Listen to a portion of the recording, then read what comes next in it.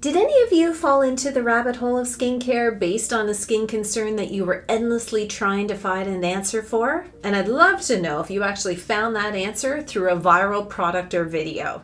This video is a reality check video. For those of you who are out there looking for the ultimate product, the viral video, the viral skincare product that is going to solve all of your skincare woes, believe me, I was that person. I literally applied diaper cream all over my face because I was dealing with a rosacea breakout that I just could not get a handle on, and I saw a viral video about someone who did that with great results. And actually, it did kind of work. Probably the zinc in the formulation, but that's not what this video is about. I'm not recommending putting diaper cream all over your face.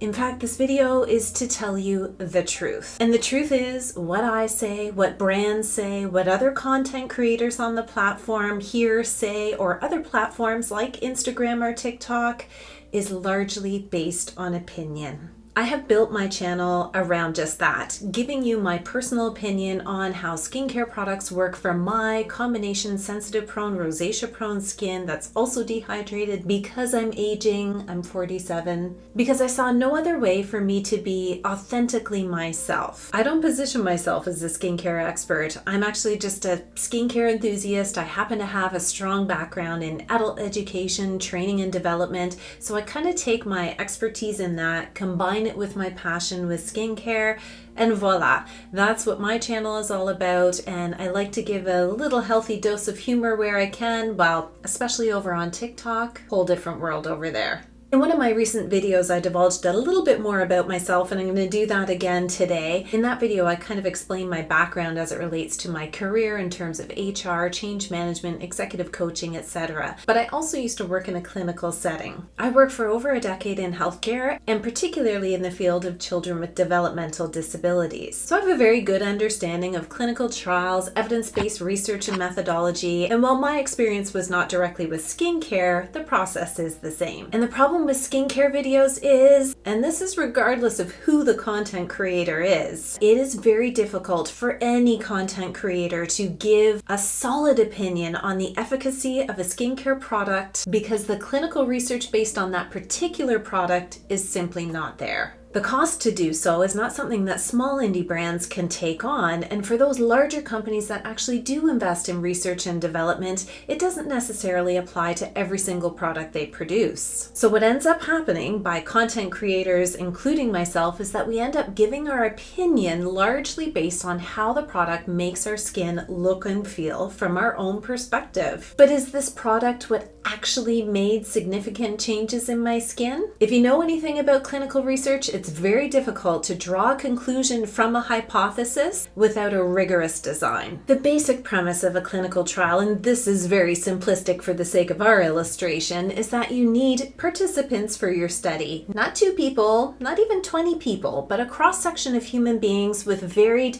races, ethnicities, genders, ages, and obviously skin concerns. The more people in the trial, the better the results. And of course, this diverse range of human beings will give you a wider applicability for your results. Half the participants will be assigned to the treatment or the product side, so they will actually have the product used on their skin, whereas the other half of participants are put in a placebo or control group. A randomized study randomly selects people and assigns them to each of these groups, and a double-blinded study means that these participants don't know whether they're actually getting the product to use on their skin or they're getting a placebo product to use on their skin.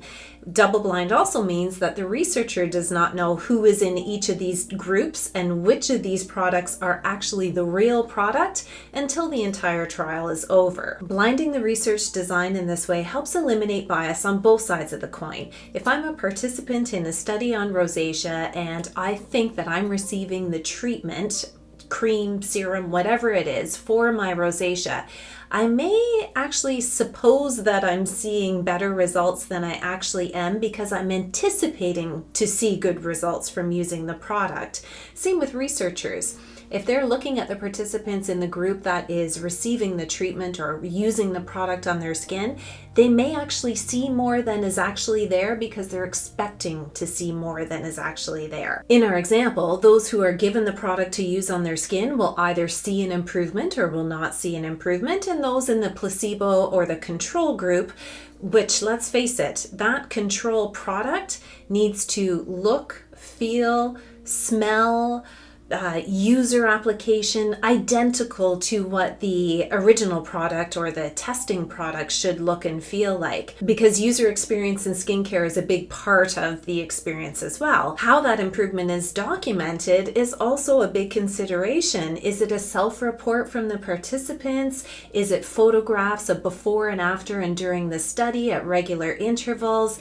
Is it literally measurements of something on the skin? As you can see, the more we talk about this, I'm sure you can infer the dollar signs that would go along with putting this kind of research design in place over every single product that a brand wants to put out. So what are we left with? Well, of course, looking at skincare ingredients and reading what's on the package of the product is one thing that I think all of us do, whether you're a content creator or not.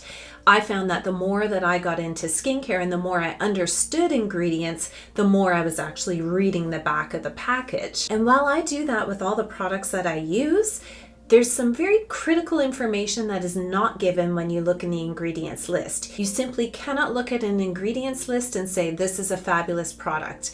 Why? Because you're missing how it is formulated.